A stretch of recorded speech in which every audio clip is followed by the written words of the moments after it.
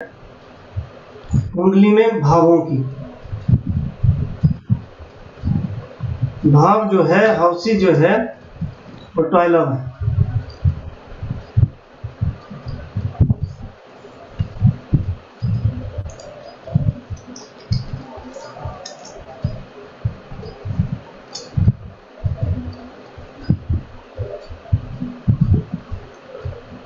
और इनकी काउंटिंग जो है first house, second house, third house, fourth house, ये तो आप सबको पता होगा कि कुंडली को जो है वो काउंटिंग जो है लेफ्ट साइड से की जाती है। ये फर्स्ट हाउस, ये सेकंड हाउस, ये थर्ड हाउस, ये फोर्थ हाउस, ये फिफ्थ हाउस, ये sixth house, seventh house, eighth house, ninth house, 10th house और 11th हाउस और 12th हाउस। और इनकी जो है इनकी संज्ञाएं भी दी गई हैं, कौन से भाव जो है शुभ है और कौन से अशुभ है। तो सबसे पहला जो हाउस है उसको लगन बोलते हैं और ये फर्स्ट हाउस है। ये केंद्र स्थान में आता है। केंद्र स्थान जो है वो 4 भाव इसमें आते हैं। पहला फर्स्ट हाउस, दूसरा फोर्थ हाउस, तीसरा 7th हाउस और चौथा जो है वो 10th हाउस। तो इसमें जो है ये केंद्र स्थान है, ये 4 जो है वो केंद्र स्थान है और इनको शुभ स्थान कहा जाता है। केंद्र स्थान जो है ये शुभ होते हैं।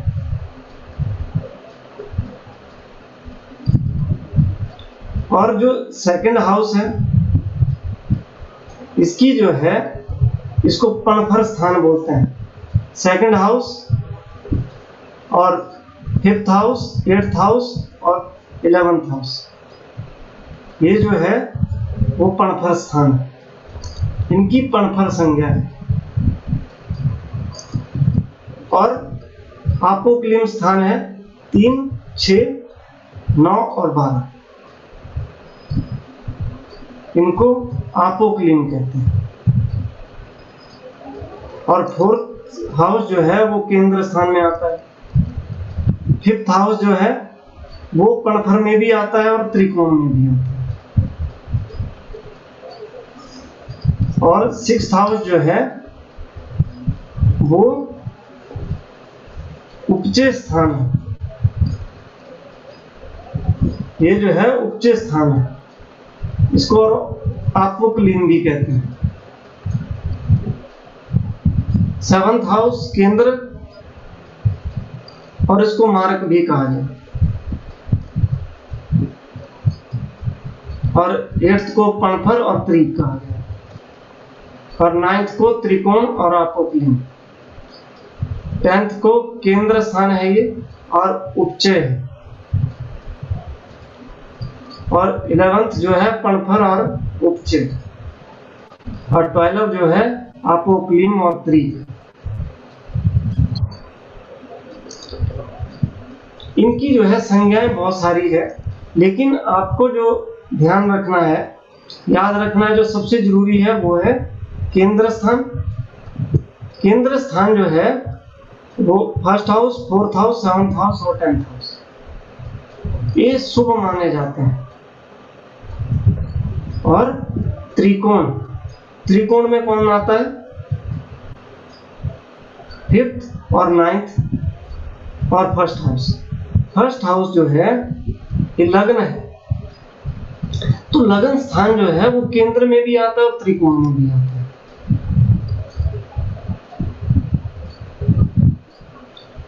और 5th और 9th हाउस जो है वो त्रिकोण में आते हैं।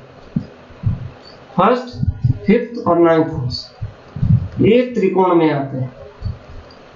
तो केंद्र और त्रिकोण ये जो है ये शुभ माने जाते हैं।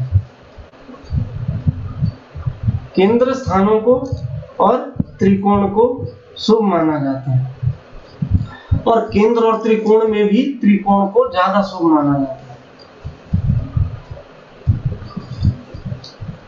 और इसके बाद जो है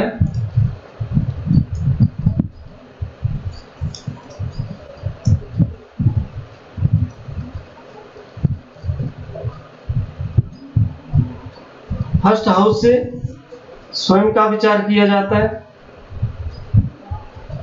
और जो इनके नाम है फर्स्ट हाउस का स्वयं का विचार किया जाता है, और दूसरा स्थान को धन भाव माना जाता है, तीसरे को पराक्रम और चौथे को माता का स्थान या सुख स्थान भी कहते हैं इसे, और पांचवें को संतान और विद्या का स्थान, और छठे को ये रोग का स्थान है, सातवां कलत्र, ये पति पत्नी का विचार इससे किया जाता है, और एट्थ हाउस इससे आयु का विचार किया जाता है, नाइन्थ हाउस ये धर्म का है, और 10th हाउस कर्म का है, इसे कार्य क्षेत्र का विचार किया जाता है। 11th हाउस से आय का विचार किया जाता है, और 12वें स्थान से व्यय का।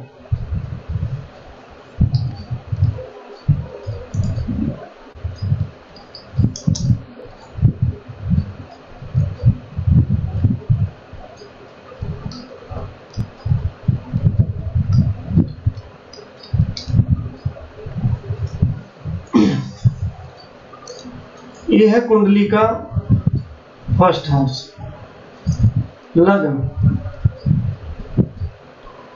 तो लगन से किन किन चीजों को देखा जाता है? सबसे पहले तो हमें ये जो 12 हाउसेज हैं उनके बारे में पूरी तरह से पता होना चाहिए कि किस किस चीज का कहां कहां से विचार किया जाता है।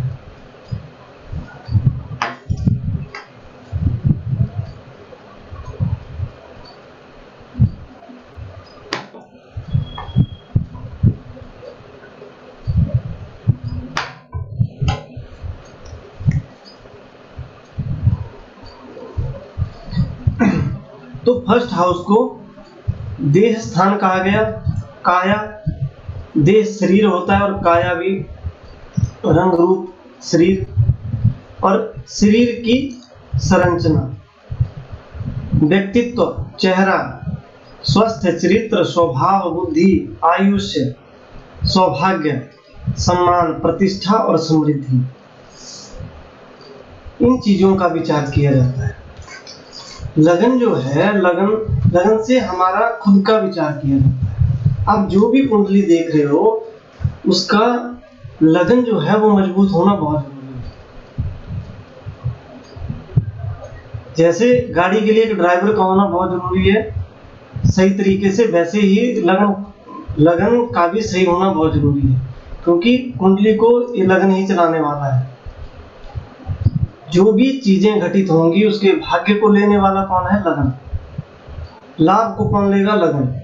तो अगर वो सही स्थिति में नहीं होगा तो भले ही कुंडली में योग भी बने होंगे तब भी वो उन चीजों को नहीं प्राप्त कर पाएगा। तो इसलिए लगन का मजबूत होना सबसे जरूरी है। और लगन से किन किन चीजों का विचार किया जाता है?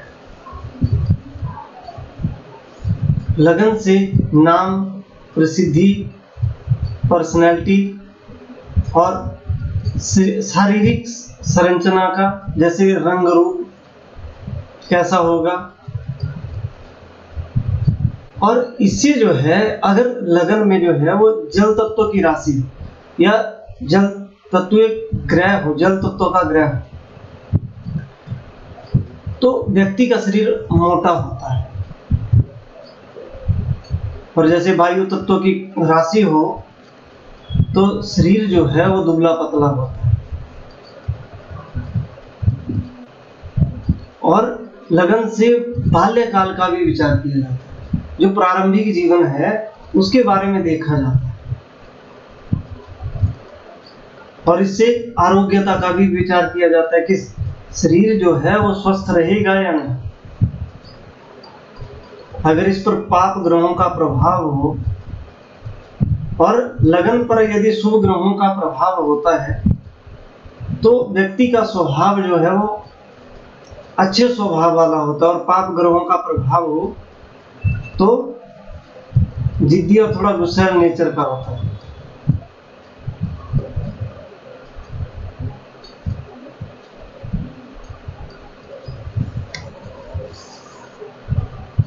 और लगन से ही हमारे मान सम्मान का भी विचार किया जाता है कि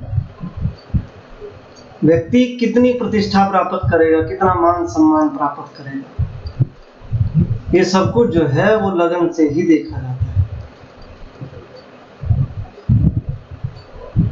लगन के बाद धन स्थान, इसको कुटुंब स्थान भी बोलते हैं, कुटुंब परिवार को कहते हैं। इससे परिवार का विचार किया जाता है सेकंड हाउस से।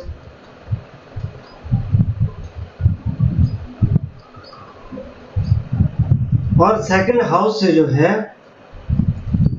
हमारी संपत्ति का, क्योंकि धन स्थान है, इससे वाणी का विचार किया जाता है, दाईं आंख का विचार किया जाता है, नाखून चेहरे का विचार किया जाता है, और इससे जो है वो भोजन, कल्पना, अवलोकन, जवाहरात जैसे गहने वगैरह होते हैं उनका विचार भी इस भाव से किया जाता है, क्योंकि ये धन स्थान है कि हमारे पास जो है वो धन कितना है उसका विचार किया जाता है।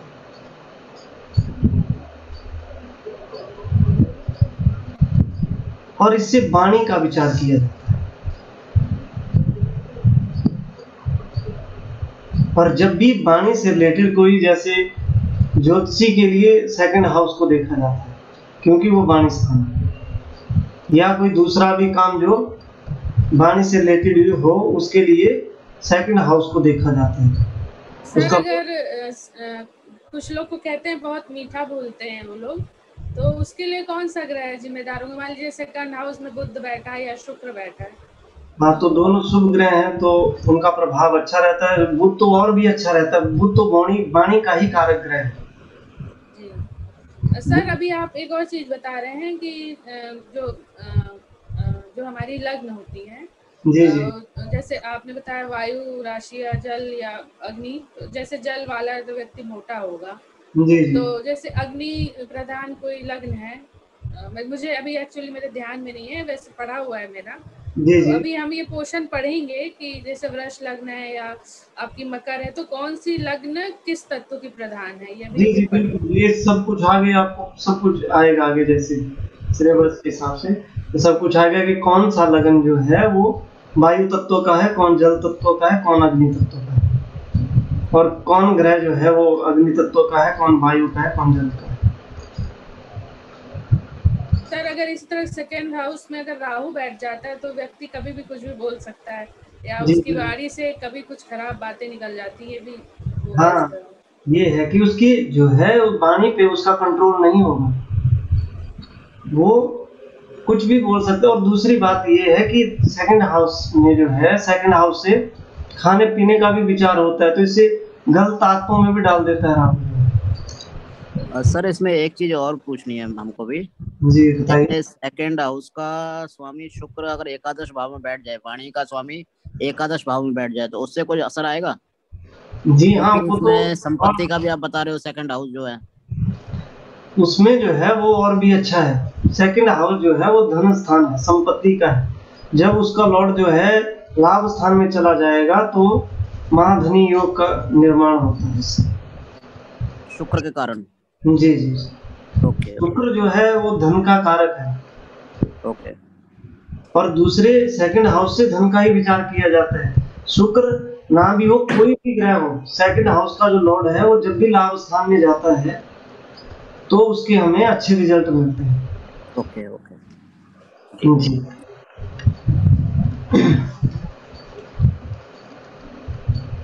तो सेकंड हाउस से जो है, इससे जो है और शुरुआती जो हमारी प्रारंभिक शिक्षा होती है वो भी सेकंड हाउस से देखते हैं। प्रारंभिक शिक्षा जो है वो सेकंड हाउस से, और आगे की शिक्षा जो है वो 5th हाउस से रहती है, और हायर एजुकेशन का विचार हमारा 9th हाउस से किया है।